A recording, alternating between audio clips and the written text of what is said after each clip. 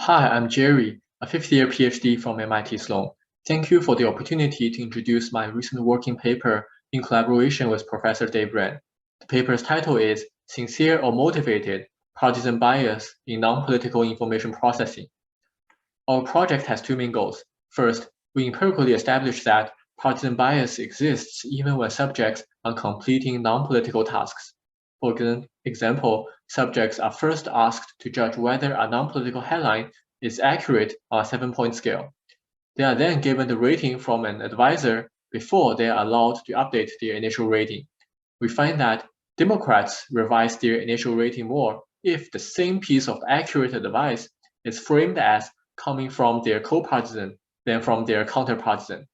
But Republicans do not exhibit such biased advice taking based on advisors' partisanship. Next, which is the highlight of our paper, we propose an experimental design to disambiguate two distinct mechanisms, namely, is the biased advice taking driven by a preference-based account or a belief-based account? The preference-based account refers to that people are less swayed by a counter-partisan advice, not because they think the counter-partisan advice is inaccurate, but because they feel uncomfortable to side with their counter-partisan. In this case, the advice taking is based on some preference motivation, but not accuracy. On the other hand, the belief-based account refers to that people are less swayed by counter-partisan advice because they sincerely believe that a counter-partisan is less competent. Although in our context, such a belief is incorrect because Republicans and Democrats are equally good at evaluating those non-political headlines. So how do we disentangle these two accounts? The key element of our identification is that in an incentivized task, there exists a trade-off between a preference-based account and a belief-based account. First, updating according to one's sincere belief of the advisor's competence is optimal for accuracy. If subjects really believe the device is accurate, they should update more. Otherwise, they update less. Ex-ante, that would give subjects the most monetary bonus.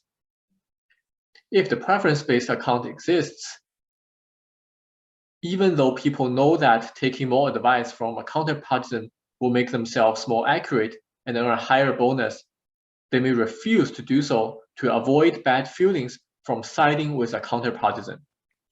Therefore, our treatment is to raise the monetary incentive on an accurate updated answer by 1,000-fold. This treatment should make the accuracy motivation dominant and reduce the relative impact of the preference-based account when subjects are taking advice from a counter-partisan.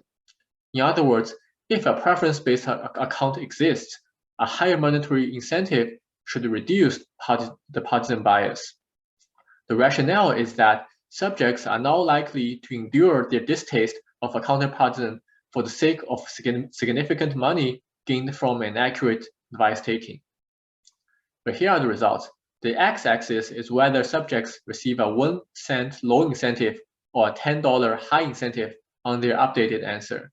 The y-axis is subjects' amount of update given the advice. The color corresponds to whether the provided advice is from a subject's co- or counter-partisan, who hereby presents results on 1,600 Democrats and 1,600 Republicans separately. First, as we can see, Democrats update their initial judgment more if the same piece of accurate advice is from their co-partisan.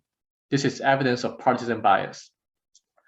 But as we raise the incentive, although more advice is taken than in a low incentive condition, this is equally true for co- and counter-partisans. So incentive does not reduce partisan bias among Democrats. This pattern may be interpreted as, for instance, subjects are exerting more effort in the tasks facing a higher incentive, which results in more advice taking. If preference-based account exists, we should see a larger increase in update given counter-partisan advice compared to co-partisan advice. Since that does not happen in our data, we do not have evidence that a preference-based account is the main driver of biased advice taking among Democrats in our context. As for Republicans, we do not observe biased advice taking. Similarly, although incentive increases advice taking, there is no evidence of preference-based reasoning.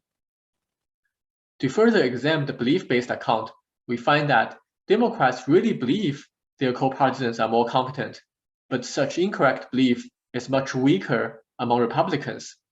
Furthermore, the beliefs are sincere as a 1,000-fold increase in incentive during this belief elicitation does not affect subjects' stated beliefs or of the relative partisan competence. So there is no evidence of preference-based account in stating beliefs or partisan-motivated beliefs in our context.